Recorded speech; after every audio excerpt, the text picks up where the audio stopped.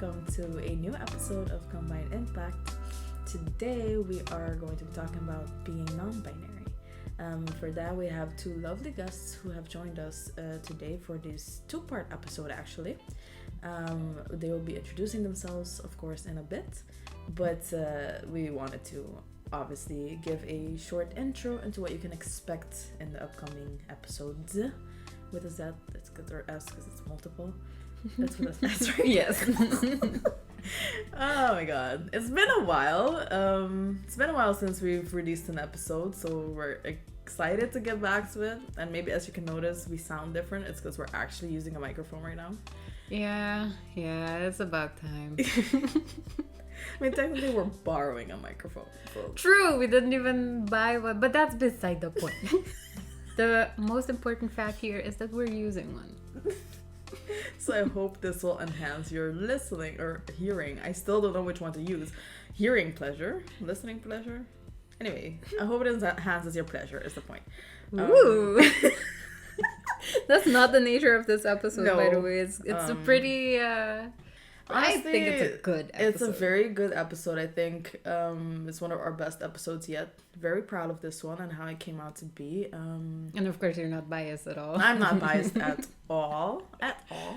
But it was a very lovely conversation to have, especially because it is about being non-binary, a topic that even right now is very much talked about a lot in the more confusing type of ways. People just don't understand what it means to be non-binary, or what it means to, accept that existence, because we're still so, I guess, stuck in the whole binary and gender, stuff. And I think it's time we kind of get out of the binary a little bit and figure out what it all means. And I think our lovely guests helped us out really well with that, so thank you for that. And fun fact in this episode, you will be hearing representation from Aruba, Shari, and Bonaire, and Curacao. Yes. So we got half of the islands. Half of yeah. But yeah, I like the diversity in this one. Yeah, lovely. But yeah, so we talk a lot, especially in the first part, we talk a lot about the definition, mostly. Mm-hmm. So what it means, so the basics. And then in part 2, we do get a bit more into, more deeper topics. But just so you know, there's a lot happening in this episode. Not necessarily a trigger warning, but just know that there's a lot of topics that are going to be mentioned. And we talked about so much, yet we didn't have time to talk about everything. And there's just so much still to talk about. So obviously, be aware. This is a perspective from 3 non-binary people. From their viewpoint and the way they experience life, and that's how we go about most of our episodes. So yeah, enjoy, and I hope you learn a lot. Yeah, let's get into it.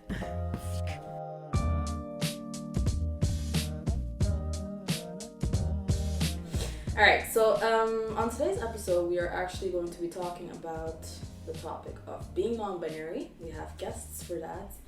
2 special guests are joining us today. They will introduce themselves in a bit. But first, as usual, we always like to start with definitions, right? What are we going to be talking about? What is it about? What does it even mean? So make sure everyone's on the same page. The definition of the term non-binary can mean different things to different people. Essentially, it's used to describe someone whose gender identity can be described as exclusively man or woman. Some people who are non-binary experience their gender as both man and woman, and others experience their gender as neither man or woman.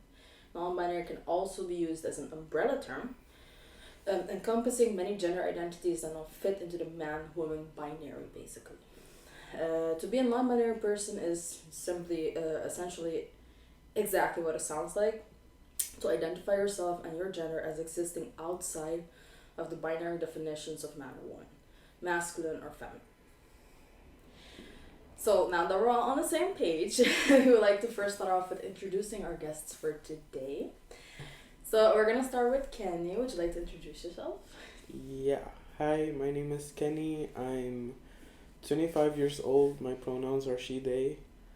I live in Amsterdam. I go to school at the University of Amsterdam, and I'm a photographer. Lovely. And would you like to introduce yourself next? Yes, hi, my name is Kim.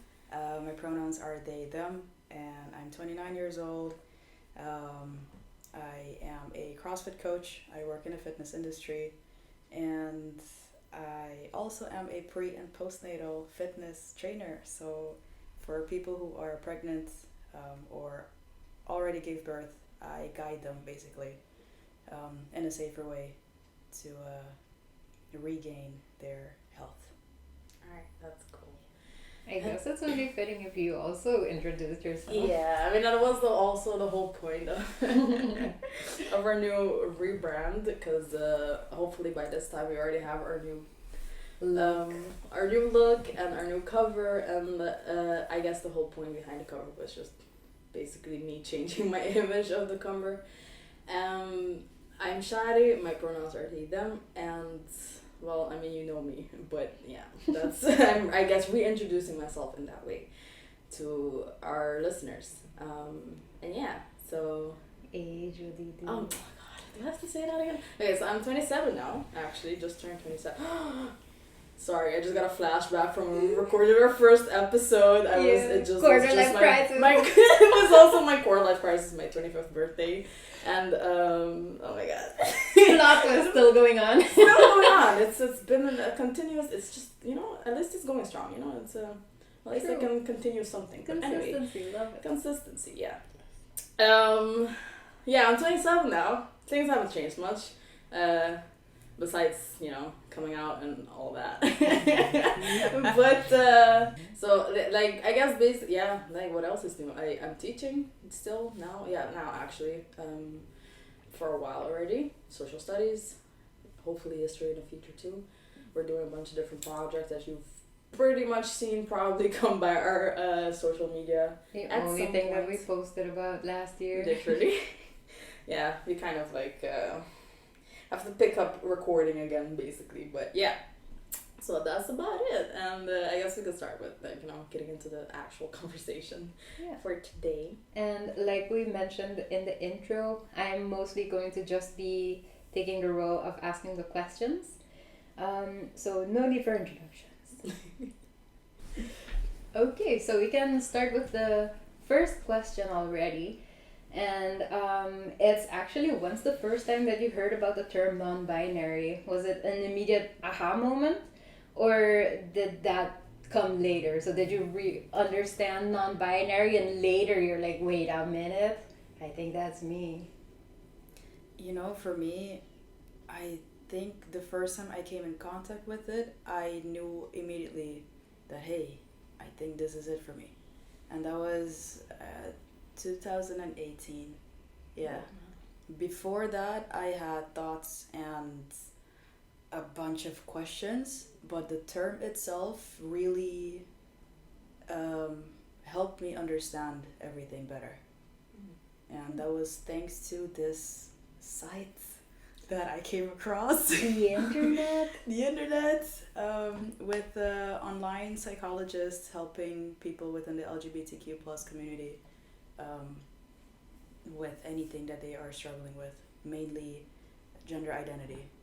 So I don't even remember how I came across that site, but I'm very grateful I did, because that started shaping the definition, the idea of non-binariness for me.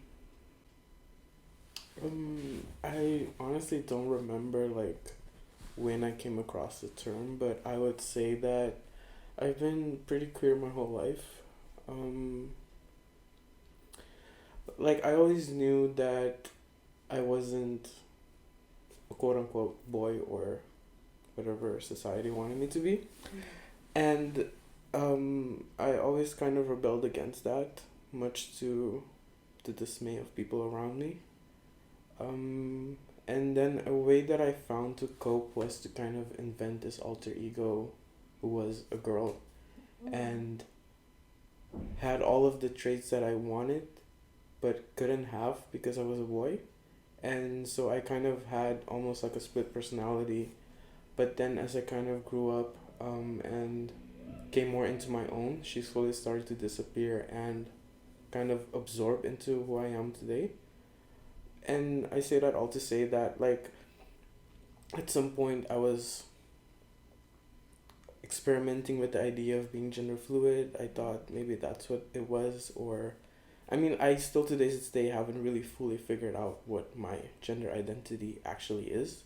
It's still a work in progress, and I think that's why I like the term non-binary, because it signifies that I'm, well, outside of the binary, but without having any strings attached, and allows me to kind of explore who I am in a very safe and fun way. Nice. And for those who don't know, what do you understand as gender fluid that is different from non-binary?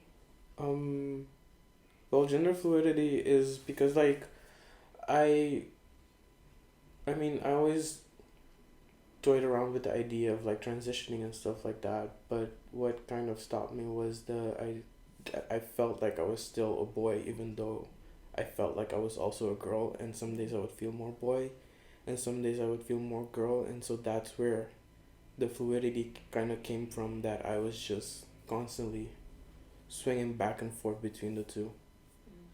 So in that definition, it's still one or the other.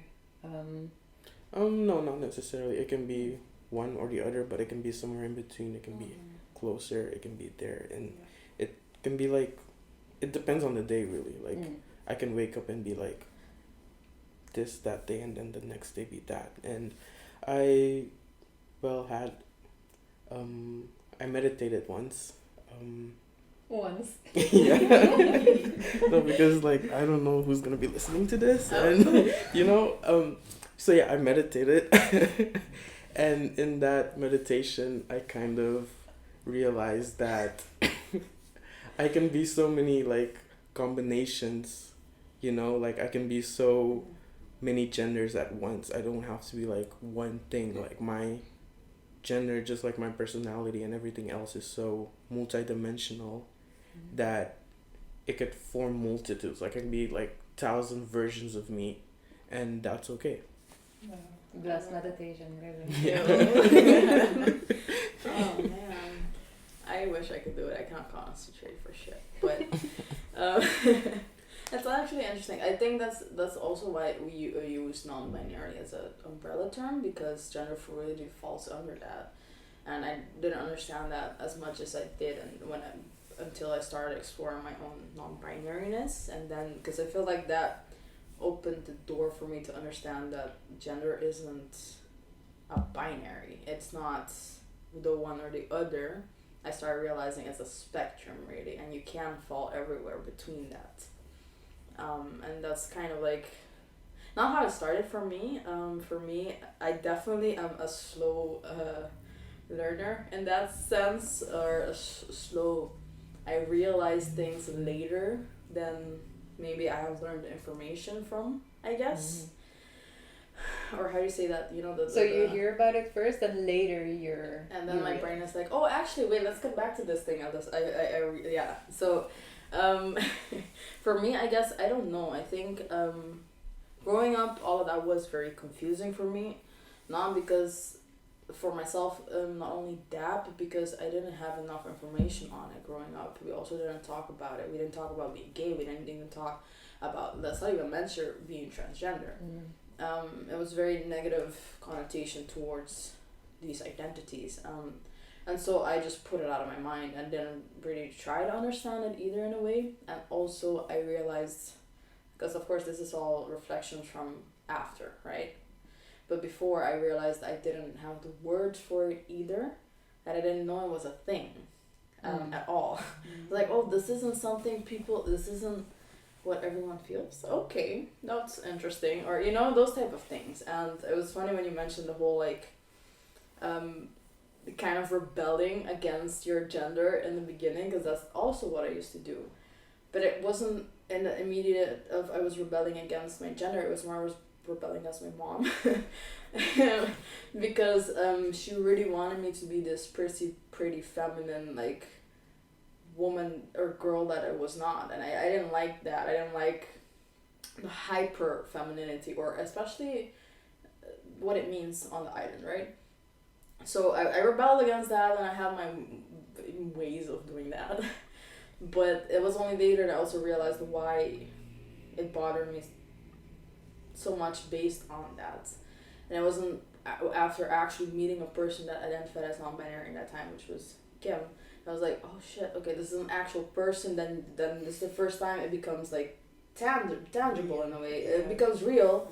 And I was like, it's not only just this vague explanation I maybe had once read somewhere, because at that time I was also starting to learn about, or like figuring out, okay, what does it mean to be transgender and all these things. And so I was like, oh shit, okay. But then it took me like maybe a year or two later, and I was like, oh shit, wait, I'm non-binary. Oh, okay, that makes sense. So it took me way too long. Yeah, I remember that moment that you I need to talk to you. But yeah, so it was again, it takes me long to realize things. This was, I also came out at like 25, so I mean, that's okay. Yeah, that's also our journey, But yeah, so. So did your understanding of the term non-binary change then between now and the first moment that you heard about it?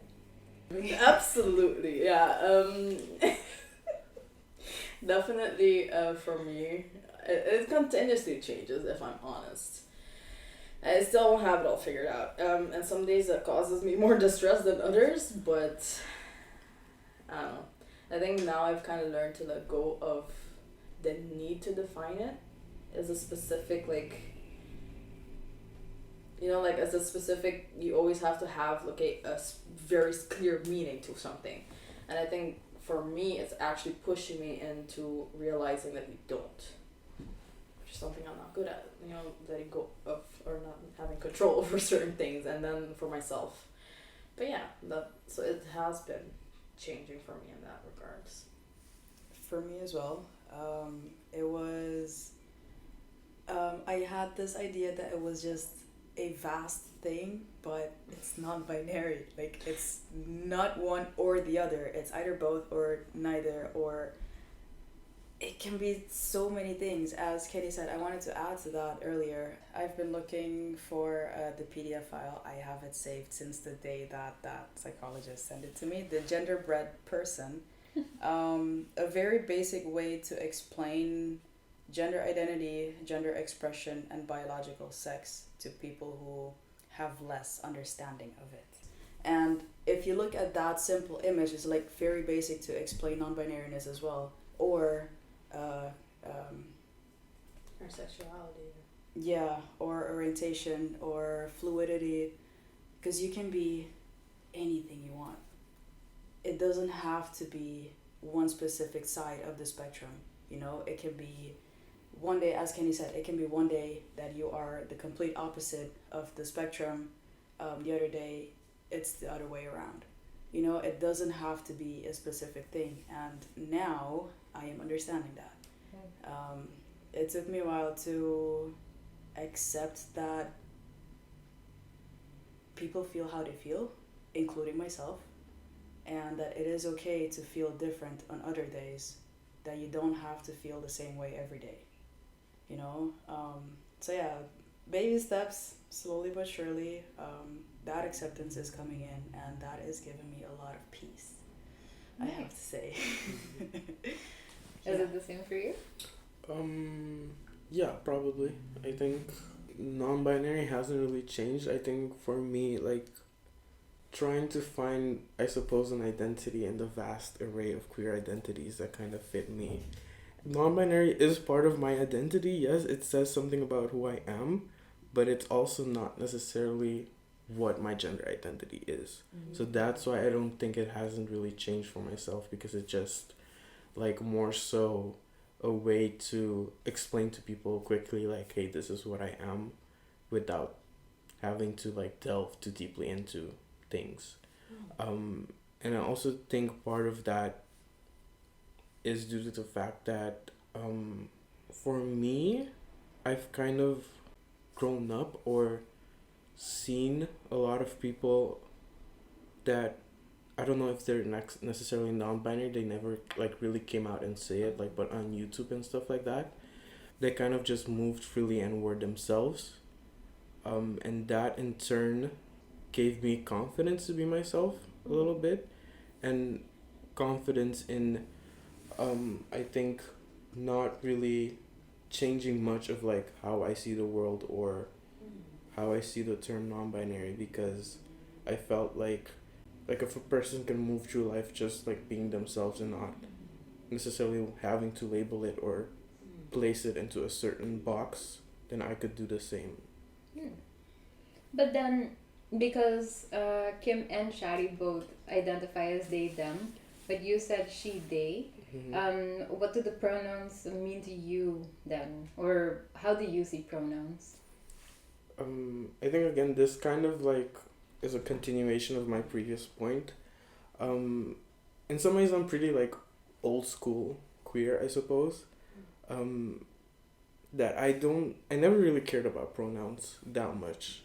To me it was just like I'm gonna just do me and be me, and like I don't care, like even in the way that I talk about other people sometimes now I have to like stop myself, because like I just genuinely don't gender terms. Like I'll be like, I can call like a group of girls dudes and a group of guys girls, and it always like confuses people because people never know like who I'm talking about, because like I can be talking about like anybody and not refer to their like specific gender. And so in that way like I'm kind of pretty more so like old school, and also papiamento, my native language, doesn't really have gendered pronouns. So for me, like I never really cared, and so then at a certain point I was like he, she, they are like my, all of them are my pronouns. But then allowing that to open up, I realized how much I liked people using she, they pronouns with me.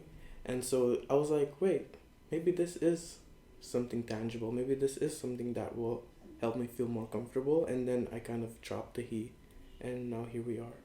Nice. Yeah, that's awesome. I like when people really, I mean, they don't even make it a big deal, just like, yeah, sure, let's do a few different things, and then really feel out for a while, like, you know what, I think that this does feel nicer, and the other one I don't necessarily care so much about, so whatever. But then you can stick to the ones that you do like.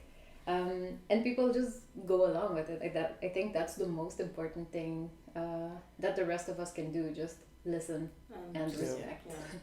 Yeah, I think, you know what, I actually read this somewhere. I don't know where, don't ever ask me where I read things from, I just remember them. But I think probably Twitter. It must have been Twitter. Someone said something about my pronouns or my preferred pronouns are not for me. They're for the people referring to me as. And that made me think, because I was like, yeah, actually it's about making people understand you are viewing me in a specific way and not, you know, what you would think as to be a woman, because I am assigned female at birth, so obviously I look what we traditionally see as is a woman, but that doesn't mean I am. And I think my pronouns kind of like is the first signal for that. Or that's for me then in my case. Or I don't know, that's the process I've been having with my pronouns as well. And if I think about my journey in that regards, it was also the more I learned about being non-binary, the more I delved into the fact that it's none of it is like vast, so you don't have to like be stuck into one or the other. That's the whole point of it. Yeah.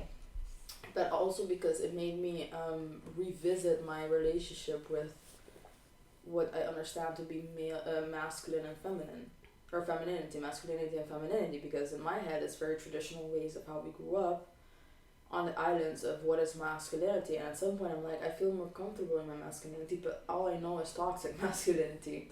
So what is masculinity even, or what is the, I guess, quote unquote healthy, or what is it? And it is the same with femininity. At some point, I think when I came out, I was very angry at my femininity, because I was like, I was forced into that my whole life. So I was like, okay, I don't want to be that. But then I realized, okay, but it's also part of me. I just needed to not be as angry about that part. so like I was like very feeling specifically about she her. So when I started out, I was like, okay, then my closest friends were like, and y'all like try they them, I guess we'll start with those, because I didn't want to like figure out the other two yet, like because she her and he him are very specific to, you know, those two genders. So I was like, no, I want to try they them first and see how I feel about that. And that felt very good. And so I was like, yeah, I feel very comfortable in this. So yeah, that's like kind of how I feel about pronouns. It's more as a partly this is what makes me feel comfortable and reaffirms me or my gender for myself, but also reaffirms or validates it for myself. But also for me, it's for other people to understand that too and validate it as well. That makes sense. Yeah, it does. Yeah. What about for you? Have you experimented? Yes, I have. Still am with certain groups of people, and still debating whether I am gonna experiment with other certain groups of people, mainly family. Right. Yeah. Because that's a different thing as well that we're gonna get into. Yeah, we're recording anyway, so they will probably listen, but my family doesn't exactly know that I identify as non-binary. So this is gonna be very interesting when they listen to it. Fun. Okay. Yeah. If we need to fight, just let us know. I'm kidding. No, that I don't think that's gonna be necessary. But for me, yeah, pronouns. It's I lean more on the side of Shari with this one. It's for me. It's really for myself. How other people see me. To be very honest, I really don't give a shit anymore, or at least I'm trying to. I just want people to address me for how I feel. And so far, I still accept she, her, especially at work, because I simply don't want to get into the whole explanation of things. But I do feel a moment coming that I will be explaining to them, like, listen, can you just call me or address me by they, them. The first time, I don't remember when this was exactly, but the first time that I asked and someone used they, them with me, I felt a little flutter. I was like, God, okay, I think that this is this it? Yeah? Okay. Are we gonna, okay, shit, now we're gonna have to tell the world. Yeah. That realization sinks in immediately after. Yeah. And I was like, fuck. That was the next heavy thing. So I was like, okay, yeah, so you do feel good with they, them. Would you like to let go of she, her? At first, I said no, purely because of family. So for me, that I could still be okay if someone addressed me as she, her, that I would not get mad or pissed or whatever, or irritated. That I would just be, yeah, this is just part of it, you know? But at some point I'm like, no, I think I really just want they, them. But being back home a few months ago on holidays, I actively told myself to use she, her purely because of family. I told a few people, but it was a handful of people that I told, like, okay, yeah, so I'm non-binary, I go by they, them, period. And then by default, that means that those are people who would more likely understand than other people. Yeah. And even some of them didn't know about it, so but they were really curious and interested in knowing. So that was really okay. Yeah. But yeah, certain people I didn't even mention it, and I'm like, I'm just gonna leave it at that too. Yeah. No need for it right now. Because that's the thing too, that a lot of people don't understand, is that nobody owes anybody an explanation. And if you know that a certain person or a certain group of people are not very likely to understand, and that you will probably have to explain yourself, a lot of the times it is easier to just let them use whatever doesn't require you to explain your existence. Because it's exhausting. Yeah. And if you have to do that all the time, because currently there are a lot of people that feel like they are owed an explanation when somebody tells you, oh, actually, I don't go by whatever you assume that I am. I go by they, them, or just something else. They're like, excuse you? How dare you destroy my perception of whatever I thought that somebody that I see now and again. But even los hiervan, I like when people mistakenly call me sir. Oh, Hey, meneer. Hi, sir. Excuse me, sir. I turn around. I literally turn around with a smile on my fucking face, and then the face of disappointment or shock on their face is like, oh, I'm so sorry. I'm so sorry. I didn't. I'm like, it's okay. Like, would you like people to apologize like that when they mistakenly say she, her, and then you're like, actually they, them, and they're like, oh, I'm so sorry? Huh. Actually, last Sunday that I was with my cousins, I confronted them because I have a lot of difficulty confronting people who know I go by they, them, to correct them when they use she, her. And I found a moment, I'm like, guys, can I ask for a favor to please use they, them for me? Thank you. They were like, can you just tell us whenever we say it wrong? Just correct us in the moments. I'm like, okay. But they were correcting themselves at some point. Yeah. And that was nice. That was really nice. At some point, I'm like, okay, like, you don't have to do the whole apologizing thing. Just correct the word and move on. I don't need the apologizing. For me, I actually hate the apologizing. Yeah, that's what I Because learned from you. So I think I've made that very much a point in our circles, because it's exhausting. It's exhausting to have to think about your feelings when it's my identity that's being... Yeah, it's not about you. It's literally, and then like at some point in the beginning, because it was all new and I was excited to be like, okay, sure, I'll just, and my friends were eager to learn and stuff like that. But at some point, I was just fucking exhausted. You're dealing with the fact that you are not, or for me, I wasn't the gender I was assigned at birth.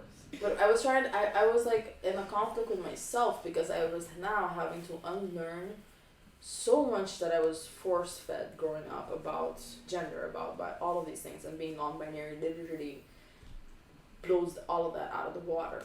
And so for myself, I have to figure all of that out. I have to like unlearn a very much like, I guess, transphobic thoughts I have for myself, or understandings of how the world functions. And that in itself is exhausting. And then I have to like hold your hand through it too, like, please. It's, to me, I'm like, nah, I'm at that point now. I'm gonna listen, just get your shit together. I don't have the energy for this. And it's also not my responsibility.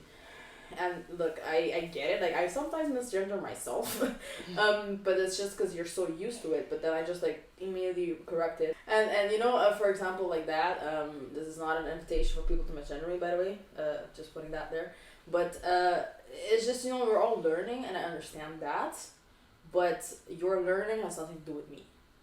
The internet is free. Yeah. That, and I am not your sounding board, exactly.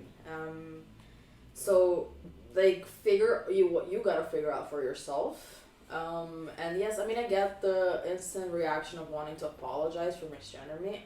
I appreciate the thought, but that kind of makes me feel like I have to say, no, it's okay, or, it's fine, or I have to, like, comfort you. And it's like, don't make me have to do that. Yeah. Or that's how I feel about it, because it's just, at some point, it happens so often, because I'm like, it's fine, whatever, just let's move on. And that type of frustration, like, gets to me at some point when you hear it often enough. So it's just, you say the wrong pronouns, just correct yourself and be done with it. Yeah, and it's no big deal. Like, if I may interject, like, I think a quick tip as the spokesperson for the cis-hets or whatever, literally, maybe at the beginning, you do feel bad because you know that it's such a big deal for the person that you find important. And you're like, oh, I'm so sorry, I didn't mean to do that, blah, blah, blah. But at a certain point, like, get the fuck over yourself. Just be like, oh, whoops, correct yourself quickly, continue with the conversation instead of halting the entire conversation to make everything about you. Oh my God, I can't believe I made a mistake, I'm so sorry. And then, that's the other person has to sit there and wait for you to, have the whole drama moment. Just be like, oh, whoops, I meant they, them. and then continue with your story. No big deal, nothing happened. And then I guess most people eventually, if you put that tiny little bit of effort in correcting yourself, every now and again, that's literally the only inconvenience that you'll have in your life. And know that the person that you're talking to will appreciate it and has a lot more to do with than you. Yeah, basically. Yeah. So the moral, basically, of this entire episode is it's not about you. Yeah, get over yourself. Don't center yourself in whatever mistakes you make. And also, as an ally, correct other people so that you don't let the non-binary person have all of the work of constantly correcting every single person that misgenders them. I think about that indeed. Like sometimes I'm like, okay, like you do the effort to correct me and or use the right pronouns when you're around me, but do you do it when I'm not around? That's also something I sometimes think about. It's like, do you actually see me as that, or do you just use it to please me? So that's a difference, right? Yeah. And I was like, you better be doing it behind my back too. You know, like that's how I see it. I don't know. It's actually a few days ago. Also because for those who didn't catch it, it's April again, and it was recently Shari's birthday again. So I was inviting a few people to to come have dinner with us, and then one person misgendered you, and then I corrected them, and they're like, "Oh, thank you for correcting me. I knew that I would have made a mistake at a certain point, but thanks for correcting me. I'll keep it in mind." So I was like, "Okay, great." Then that person isn't gonna make it a big deal, and I don't think that they slipped up at all. I didn't catch that at all. So yeah, no. Oh, it was like when I was inviting them. So yeah. Okay, the next one is. Yeah, it could be fun, could be annoying, but are there any common misconceptions or stereotypes that you're just so tired of dealing with? I don't know if people even like necessarily know that I'm non-binary on a large scale, but also to know like what it entails for them to stereotype me. Like for me, it's really just mostly my close friends, and I'm a pretty private person most of the time, like a recluse almost. So yeah, like I haven't had to deal with stereotypes about that so far. I think most of the stereotypes are just from other non-binary people, and I think they're pretty funny. So Okay. like, I don't know if you guys ever heard of the one where like a French person says like "sacre bleu," and then the three non-binary people turn it around and look, because sock, ray, blue as common names for non-binary people. Oh my god, like the typical. Yeah. Oh, sorry, late reaction. No, but wait, I needed a minute too. Hold on. Because you have those stereotypes of like when you get choose a new name for yourself. There's always the same like yeah. It's always sock, ray, or Wrong. blue.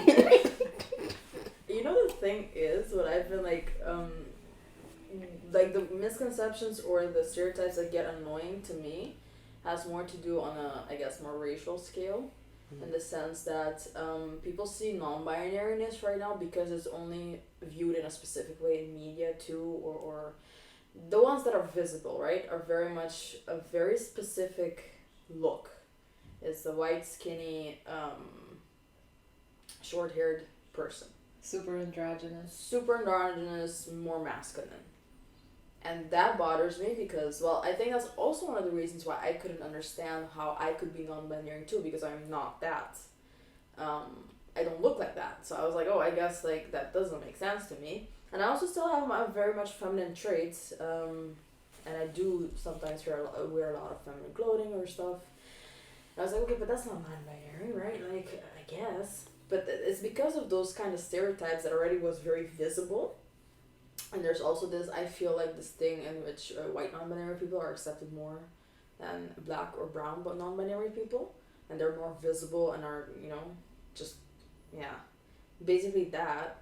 And those type of stereotypes that get to me. It's like non-binary doesn't look one way. You can be hyper-feminine and still be non-binary. You can be hyper-masculine and still be non-binary. So those type of things, like, it's like there's not a look to it. That's the whole point of being non-binary, and it's also not a third gender. That's what, like, it's not man, woman, and non-binary, and I think that's what a lot of people understand or believe it is. You know, you have not a man, woman, intersex is also what we could be considered that, but not non-binary. That's completely not falls under that. It is not a third gender. It's just sometimes the absence of. That's the whole point. Yeah, now that you mentioned it, at first I was like, there's no stereotype that really bother me within the non-binariness, but more on a sexual orientation, but that's a different topic. But now that you mention it, the people thinking that non-binary is a third gender, that misconception, that does get to me, that I'm like, it is not. I am telling you, I feel like neither. Like, don't you understand? Like, of course you don't. Yeah. But yeah, that would be it for me, I think. Yeah, just to kind of expand on like what Shari said about, and Shari and Kim said about the whole idea of it being a third gender and stuff like that did bother me. It is a misconception that always pisses me off a little bit, because when you look at like the XY chromosomes and how gender kind of gets split up, right?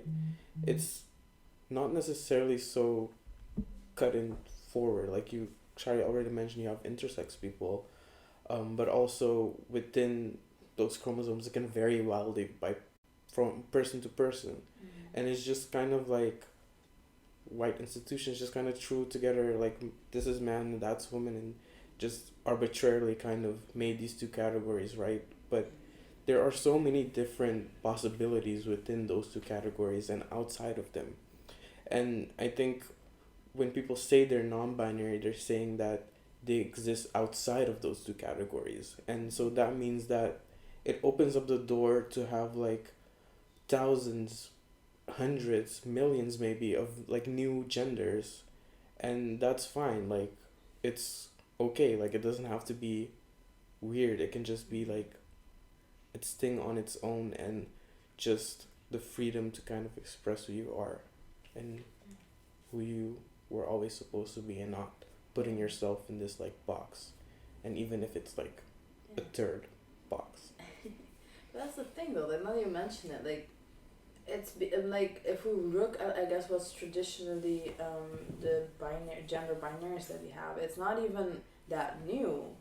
Like, one of the things I've been doing a lot while researching, the topic, is realizing that there are so many cultures in the world, like ancient cultures, that have multiple binaries. They don't even have words for all of the different genders that they have in their, in their cultures, but because of white supremacy and colonialism, a lot of that was erased. And like, if we come from the white supremacist standpoint of the traditional man and woman that they created in their system, that was kind of like forced upon the rest of the world too.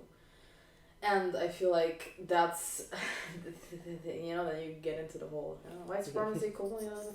I don't know if we have time for that, but not the topic for today. Not the topic for today, but it did like affect the way we view gender, and the way, absolutely, and the way like you mentioned, like biology, and I guess like a lot of us forget what we had in high school was basic biology, that like just heterosexual things. No other options. So like, it's very interesting to me how you can look at all of these different cultures that are all different and unique in their own ways, but yet they have that thing in common where they don't have a specific binary, or the traditional, or what we see as traditional man and woman. And so that made me question, okay, where does that come from then? Yeah, exactly. And the answer is like, yeah. So, maybe it's something to look at. So I'm just saying. Yeah. When. To slide on to look at what Shadi was saying about those identities kind of being erased, I feel like that's also part of the reason why I struggle to kind of find myself within the current landscape of identities that exist, because I feel like I don't know, I might have been born, or I have a certain connection to like the identities that were there and passed down from my ancestors, and it just happened upon me, and now I'm trying to find myself actually in a culture, in a society that isn't of my own, and it's obviously going to be way harder because it's like different, and my actual ancestors' culture and identities have been erased. So that's just kind of what I wanted to add. Yeah, I think that's a good point because it's different also for different reasons for people who stayed on the islands, where, as you mentioned, the language doesn't have him, her.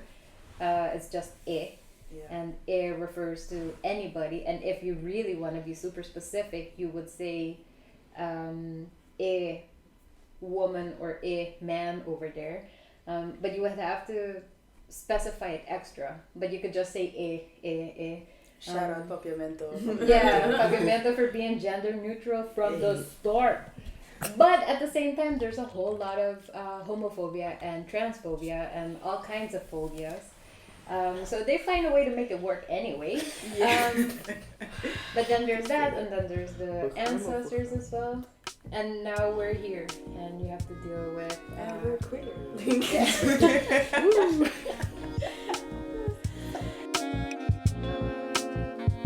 Alright, so that was part 1 of this episode. As you can tell, the conversation was going really well. But that also means that it was a long conversation, so we split it up into 2 parts. So we literally just continue after in part 2. But in this part, to recap a little bit, we talked about the definition, pronouns. I guess what all of you understand as being non-binary. Yeah, I guess our journey into figuring all of it out for ourselves, indeed with the pronouns, what that means, how to address people by their pronouns, or what to do, but also what not to do. That's also very important. Yeah, if you get it wrong, for example. Yeah.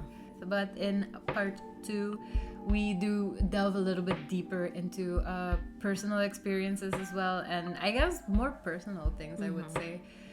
So yeah, keep our channels. Keep an eye on our channels, and wait patiently for part 2 to come out. All right, bye. Bye.